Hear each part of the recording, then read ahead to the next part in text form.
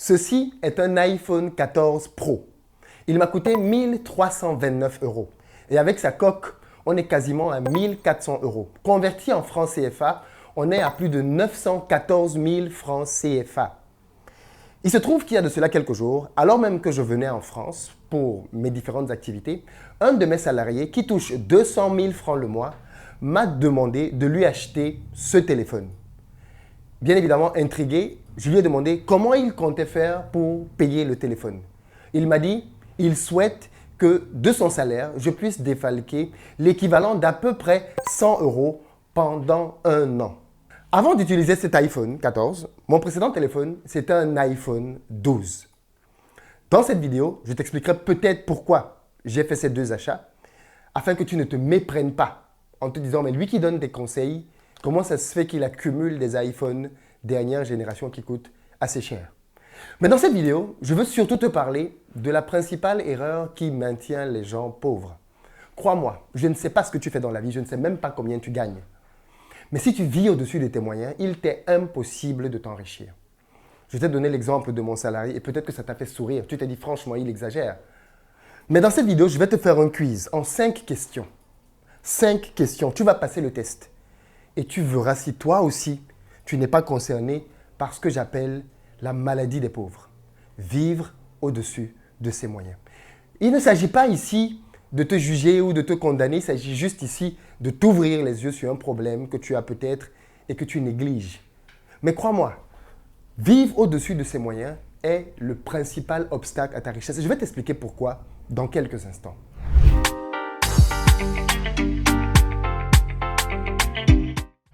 Salut à toi, bienvenue sur ma chaîne, moi c'est Philippe Simo. Ici je te parle de business, de mindset, de gestion des finances parce que c'est grâce à tout ça qu'on va développer notre communauté. Donc si toi aussi tu veux améliorer tes finances, tu es au très bon endroit pour ça.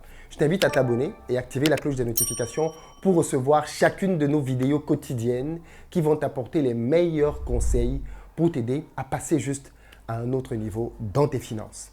Pour ceux d'entre vous qui êtes en Côte d'Ivoire ou qui arrivez très prochainement à Abidjan, vous le savez déjà, j'ai sur place une société de location de voitures et je me ferai un plaisir de mettre à votre disposition pick-up, SUV, berline, en fonction de votre budget, ce qu'il vous faut pour avoir sur place un séjour sécurisé. On a désormais aussi un appartement de très bon standing qu'on met à votre disposition, donc n'hésitez pas là aussi à le réserver. Appartement plus véhicule. D'ailleurs, si vous prenez les deux chez nous, appartement et véhicule, on vous fait un tarif spécial. Rendez-vous donc dans la barre de description et appelez le numéro qui s'affiche. Il y a de cela quelques jours, j'ai lu avec beaucoup d'amusement une conversation d'un de mes meilleurs potes qui me faisait remarquer une de nos conversations d'il y a de cela, allez, disons 6 à 7 ans.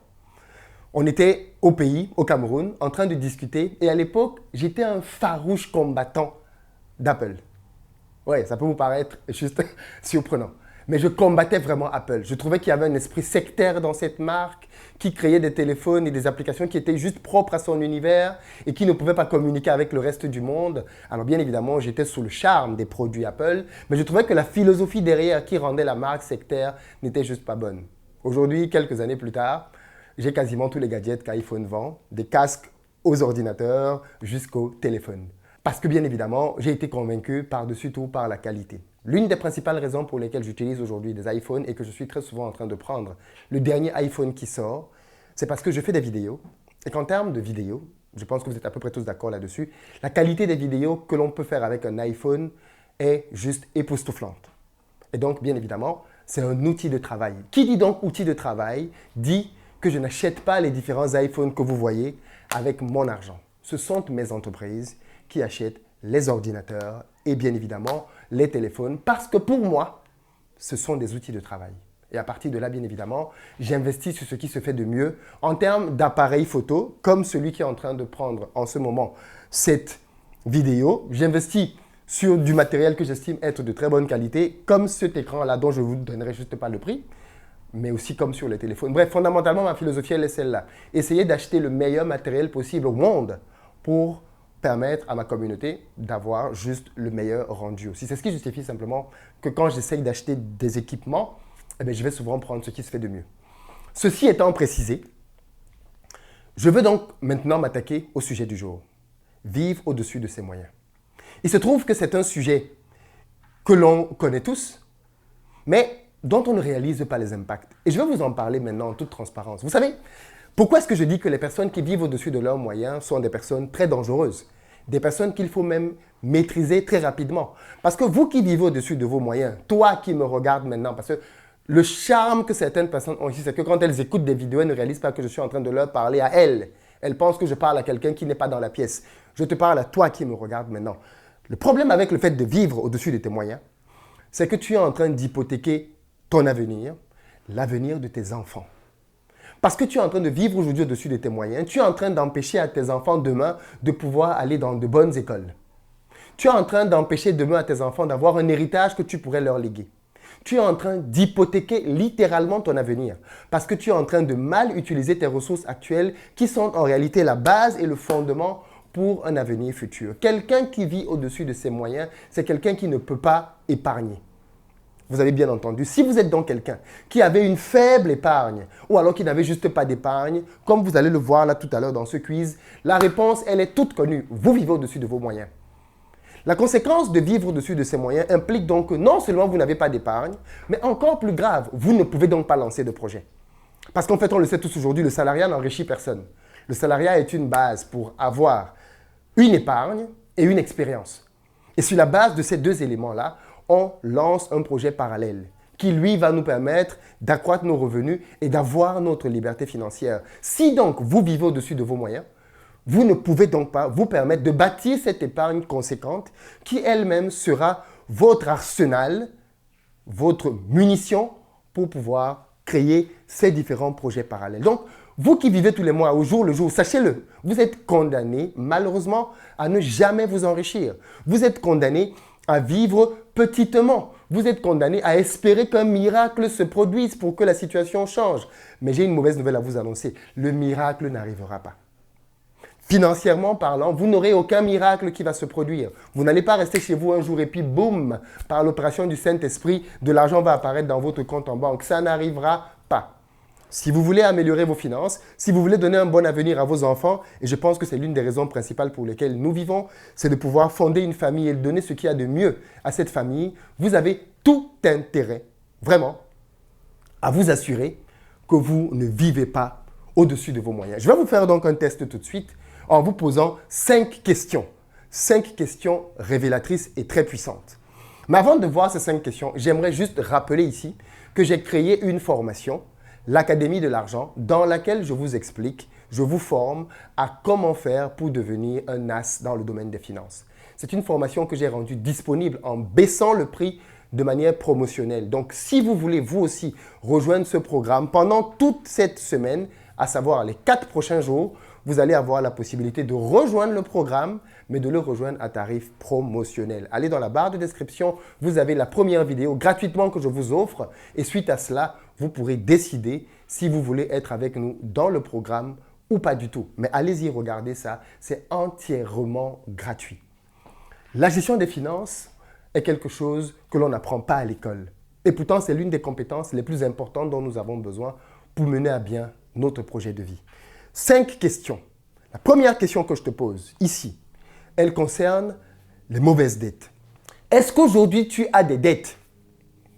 Et je vais développer ce que j'entends par dette. Est-ce qu'aujourd'hui tu as des dettes? Dans l'univers des affaires et des finances, on peut catégoriser les dettes en 2 segments.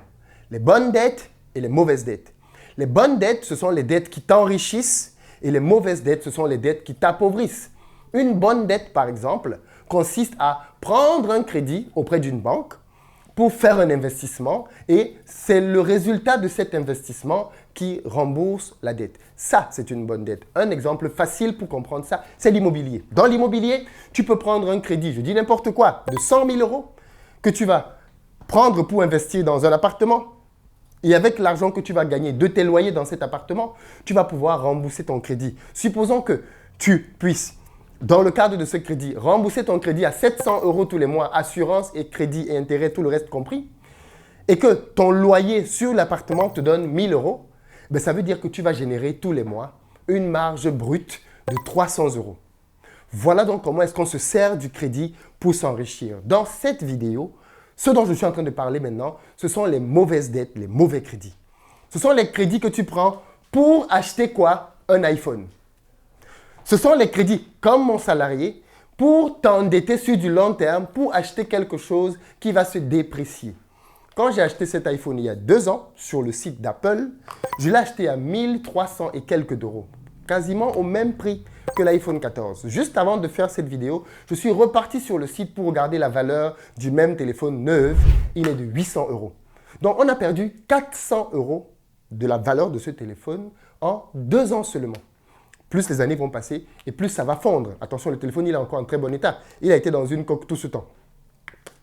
Mais ceci t'indique donc pourquoi est-ce que ce type de dettes-là sont de mauvaises dettes. Parce que ce sont des dettes qui vont te faire acheter des choses qui, en réalité, ne vont pas prendre de valeur avec le temps, mais plutôt vont se déprécier avec le temps. Donc, la question que je te pose, as-tu aujourd'hui en banque une mauvaise dette que tu rembourses tous les mois? Si la réponse est oui, alors je n'ai pas besoin de connaître la suite. Tu vis au-dessus de tes moyens. Une mauvaise dette prouve que tu vis au-dessus de tes moyens. Deuxième moyen de savoir, toujours par rapport aux dettes, est-ce que tu es quelqu'un qui doit de l'argent à tes proches? Parce que là, maintenant, pour certains d'entre vous, ce n'est peut-être pas auprès de la banque, parce que la banque vous a déjà grillé, ou la banque ne vous prête pas, ou vous ne voulez pas aller auprès de la banque. Vous préférez voir les gens au quartier pour pouvoir leur demander de l'argent. Est-ce que vous avez des dettes auprès des gens au quartier? Est-ce que tes copines, tes copains, toutes ces personnes-là, tu leur dois de l'argent? Si tel est le cas, tu vis au-dessus de tes moyens. Le fait que tu aies des dettes prouve déjà que tu vis au-dessus de tes moyens. Parce que ça veut dire simplement que tu vas prendre des choses que tu ne peux pas t'acheter, que tu ne peux pas t'offrir. C'est ça le principe même de vivre au-dessus de ses moyens. Ça veut dire qu'au moment où tu étais confronté à la décision d'achat, tu n'avais pas assez d'argent pour pouvoir subvenir à cet achat. Et donc, qu'est-ce que tu as fait? Tu es allé recourir à l'argent qui n'était pas le tien. Un des moyens de savoir aussi si vous êtes concerné par les mauvaises dettes, et ici on revient donc dans l'univers des banques, est-ce que vous avez un découvert autorisé dans votre compte en banque? Et si vous avez un découvert autorisé, est-ce qu'il vous arrive d'aller piocher dedans en disant je vais rembourser le mois d'après? Si la réponse est oui, alors là aussi, vous vivez au-dessus de vos moyens. Parce que ça veut dire que vous allez prendre de l'argent qui appartient à la banque. Certes, il est disponible sur votre compte, mais vous allez prendre cet argent-là alors même qu'il ne vous appartient pas. Quelqu'un qui vit donc au-dessus de ses moyens, de manière très simple, c'est quelqu'un qui vit avec l'argent des autres à un moment ou à un autre, que ce soit l'argent de la banque, que ce soit l'argent de tes proches, que ce soit l'argent de ta carte bleue, à partir du moment où tu vis avec l'argent des autres pour faire un achat, quel qu'il soit, même si c'est pour envoyer ta mère à l'hôpital, tu touches à l'argent des gens, c'est la preuve que tu vis au-dessus de tes moyens. Et je t'invite vraiment à continuer parce que certains d'entre vous, vous allez vous en rendre compte, vous êtes concernés par les 5, vous c'est la catastrophe. Mais chacun de ces points-là, si tu réponds juste oui à un seul, tu vis déjà au-dessus de tes moyens. Deuxième test, deuxième question. Es-tu prêt pour l'hiver? On a connu le Covid. Et le Covid a mis à nu beaucoup de gens. Vous savez ce qui est intéressant avec l'hiver? C'est que quand l'hiver arrive, c'est là que tu te rends compte si tu es bien protégé ou pas. L'hiver a pour ceci de particulier qu'il te fait réaliser qu'en fait, je ne suis pas assez protégé. Et c'est quoi l'hiver ici? Ce sont les temps difficiles. Il arrive dans la vie de tout être humain qu'il passe par des temps difficiles. Et ces temps difficiles se caractérisent par un événement absolument imprévu, mais qui va avoir des conséquences durables. Par exemple, que se passe-t-il dans ta vie aujourd'hui? Honnêtement, réponds honnêtement à cette question maintenant. Que se passe-t-il dans ta vie si au moment où je te parle maintenant, tu perds ton job? Ton patron peut venir ce soir, demain matin, te dire « c'est fini ». Pour une raison ou pour une autre, c'est fini. Question que je te pose, si cette nouvelle tombe sur la table maintenant, c'est terminé, combien de mois peux-tu vivre en maintenant ton rythme de vie actuel sans avoir besoin de trouver un nouveau job?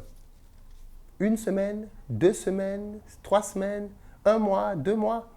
En réalité, tu as la règle des 3, 6, 12. Le minimum que tu es supposé pouvoir tenir, c'est 3 mois. Tu dois avoir de l'argent, une épargne d'urgence qui fait que tu peux vivre au minimum 3 mois. Au minimum 3 mois. Les bons vivent 6 mois. Les excellents, 12 mois. 12 mois, c'est bien. Tu peux voir venir à peu près tout. Il peut y avoir même le Covid. En 12 mois, tu as le temps de te refaire une santé. Du coup, la question qu'il faut te poser ici, c'est quel est le matelas donc que tu t'es mis? Combien de couches de vêtements as-tu sur toi pour préparer l'hiver? Es-tu prêt pour les temps difficiles? Parce qu'ils arriveront. Si tu as moins de 3 mois d'épargne dans ton compte, c'est même pas la peine. Tu vis au-dessus de tes moyens. Parce que depuis le temps que tu travailles, si tu n'as pas encore mis de côté au moins 3 mois de salaire, c'est la preuve ultime que tu vis au-dessus de tes moyens. 6 mois, c'est pas mal. Vraiment, 6 mois, c'est pas mal. 12 mois, good job. Good job. Si tu as 12 mois, alors ici, je considère que la deuxième question, c'est parfait. Troisième test, les accidents. Le troisième test est proche du deuxième, mais il est différent. En ceci que le troisième test concerne les imprévus du quotidien. Ce que tu n'as pas mis dans ton budget. Parce qu'en réalité, on budgétise très peu les accidents. Ça veut dire par exemple que ta voiture peut tomber en panne pour ceux qui ont des voitures. Si ta voiture tombe en panne maintenant, tu n'avais pas budgétisé ça. Tu n'avais pas budgétisé 100, 200, 300 euros pour réparer la panne. Si ta voiture tombe en panne, qu'est-ce que tu fais? Qu'est-ce que tu fais? That's the question. Qu'est-ce que tu fais si ta voiture tombe en panne maintenant? Si ta maman tombe malade, si toi-même tu tombes malade, si ton enfant tombe malade, ça ne prévient pas. Qu'est-ce que tu fais? Tout à l'heure, je suis arrivé au bureau, je me suis garé, j'ai cherché rapidement une borne pour prendre un ticket, je n'ai pas trouvé, j'étais pressé, je suis arrivé dans la salle et quand une place s'est libérée, j'ai demandé à ce qu'on aille vérifier le véhicule. Il y avait un ticket qui était déjà arrivé. Tu dois payer l'amende. Ça arrive. OK? Ça arrive. Est-ce que tu fais comment quand un élément comme ça, imprévu, se produit, il faut que tu dépenses de l'argent? Est-ce que ça te stresse? Est-ce que ça te met vraiment mal à l'aise? Si tel est le cas, ça veut dire que tu vis au-dessus de tes moyens. Le quatrième test que je veux que tu fasses, c'est le test du budget. Est-ce que tu as un budget qui te permet de contrôler ton argent et de contrôler tes finances? Est-ce que tu as un budget dans lequel tu as la maîtrise de chacun de tes euros, de chacun de tes dollars, de chacun de tes CFA? Est-ce que tu sais où va tout l'argent que tu gagnes en avance? C'est ça la force d'un budget. C'est qu'avant même que l'argent n'arrive, tu sais déjà là où chaque partie va être allouée. Si tu ne sais pas faire cette répartition, ça veut simplement dire, là aussi, que tu vis au-dessus de tes moyens. Il est impératif, si tu vis au-dessus de tes moyens, que tu te soignes, mon ami. Parce que cette maladie-là, c'est elle qui va te finir. Si tu vis au-dessus de tes moyens, ça veut simplement dire que tu es impropre à l'enrichissement. Il faut que tu te soignes. Et c'est pour ça que le programme que j'ai créé va t'aider. Va dans la barre de description à la fin de cette vidéo et regarde les vidéos que je te propose gratuitement. Regarde-les. Elles vont te permettre déjà de connaître quel est ton profil financier. Parce qu'en fait, dans la vie, il y a 4 profils financiers et chacun d'entre nous appartient à l'un de ces 4 profils financiers. Et ce n'est que quand tu connais ton profil financier que tu peux mettre en œuvre des mesures qui vont te permettre de résister aux tentations. Parce qu'en réalité, les problèmes d'argent sont des problèmes beaucoup plus profonds que simplement des problèmes de dépenses. C'est beaucoup plus profond que simplement des questions de dépenses. Tu dois donc comprendre ton profil financier, comprendre ce qui te pousse à dépenser et à partir de là, comprendre comment inverser le mécanisme. Il ne s'agit pas de te faire vivre pauvrement ou de te faire vivre une vie absolument horrible. Ça n'a juste rien à voir avec tout ça. Il s'agit ici de vivre consciencieusement et de réaffecter simplement les charges là où elles doivent l'être, de diminuer les montants là où ils doivent être diminués, de les réallouer ailleurs. Et crois-moi, au terme de ça, tu seras beaucoup plus épanoui financièrement. Le 5e test, c'est celui de l'iPhone 14. Il s'agit ici du test que mon salarié a échoué. L'iPhone 14 est juste la symbolique des achats spontanés. Il se trouve que beaucoup d'entre vous, et toi peut-être qui me suis maintenant, êtes atteints par le virus des achats spontanés. Ça veut dire quoi les achats spontanés? Ça veut dire que mon collaborateur voulait l'iPhone 14, mais il a décidé qu'il allait le prendre quand il a su que je partais quelques jours après. À aucun moment, il n'a planifié cette dépense et il se retrouve à s'engager donc sur un crédit sur 1 an parce qu'il veut absolument satisfaire ce besoin lié à son profil financier. C'est pour ça que je dis qu'il faut d'abord comprendre ton profil financier. Et ceci est l'endroit là où la plupart des personnes échouent. Est-ce que tu fais des achats impulsifs? Tu sais pas ce que c'est qu'un achat impulsif? C'est un achat que tu n'avais pas prévu en te levant le matin quand tu sortais. Quand tu sortais, est-ce que tu avais prévu d'aller à la boulangerie? Non, il y a des achats impulsifs de 2, 3 euros. Cela, ce n'est pas grave. En réalité, le but, comme j'ai dit, ce n'est pas de te rendre malheureux et de t'empêcher de vivre. Non, tu peux faire des achats impulsifs de 2, 3 euros, de 5 euros, de 10 euros. Tu as vu quelque chose qui t'a plu dans la rue. Voilà, c'est comme j'ai dit, ce n'est pas de la prison, la gestion des finances.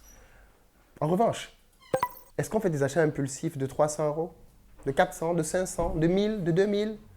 Malheureusement, c'est ce que certains d'entre vous faites. Quand vous entrez dans un centre commercial et que vous vous retrouvez à acheter ça, qu'est-ce qui s'est passé? Quand vous entrez dans un centre commercial avec vos enfants et que vos enfants commencent à prendre des produits et que parce que l'enfant commence à pleurer, vous avez honte que les gens vous voient et qu'ils voient votre enfant pleurer et que ça vous met mal à l'aise et que vous achetez le produit, parenthèse, je n'achète pas, il peut pleurer, se rouler au sol, il n'y a pas de problème, je n'achète pas, eh bien, vous vivez au-dessus de vos moyens. Votre capacité à continuer d'acheter des choses que vous n'aviez pas prévues financièrement prouve que vous vivez au-dessus de vos moyens. Puisque, où prenez-vous l'argent pour acheter des choses que vous n'aviez pas budgétisées? Ça veut dire que vous n'avez pas de budget.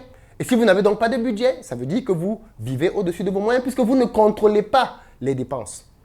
Certains dépensent jusqu'à ce qu'il n'ait plus d'argent.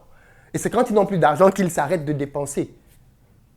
Et bien évidemment, si un problème arrive, ils sont tout de suite exposés. Les achats spontanés sont un très gros piège. Je viens de vous parcourir un quiz à 5 questions. La première chose pour un malade qui veut guérir, c'est de reconnaître sa maladie. Je vais te demander ici d'être très honnête envers toi-même.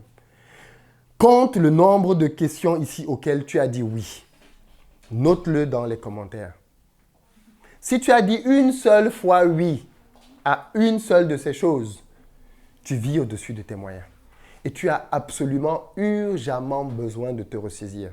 Si tu dis que tu aimes tes enfants, si tu dis que tu penses à leur avenir, si tu dis que tu veux bâtir quelque chose, tu dois arrêter de vivre sans penser au futur. Tu ne peux pas juste penser au futur dans ta tête et dans tes actes, tu ne le planifies pas. Tu dois y penser, tu dois le planifier pour le réussir. C'est très important. Maintenant que je t'ai fait le test pour identifier avec toi que tu vis au-dessus de tes moyens, je vais te partager gratuitement 7 moyens d'arrêter de vivre au-dessus de tes moyens. Je vais te partager 7 techniques clés, fondamentales, qui vont t'aider à vaincre le virus du fait de vivre au-dessus de ses moyens. Tu vas guérir de cette maladie.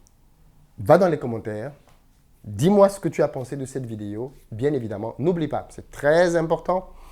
J'ai besoin aussi que tu ailles en barre de description, que tu prennes le quiz, que tu regardes la vidéo gratuite et puis pour les plus motivés, ceux qui veulent vraiment que je les accompagne, que tu me rejoignes dans mon programme sur la gestion des finances pour que je t'aide, non seulement si tu as des dettes, à réparer tes dettes, si tu n'as pas d'épargne, à te constituer rapidement 3, 6, 12 mois, mais surtout à t'apprendre où mettre ton argent désormais pour l'investir et le multiplier. Parce que fondamentalement, c'est ça le but de l'argent. L'argent a pour but d'être multiplié.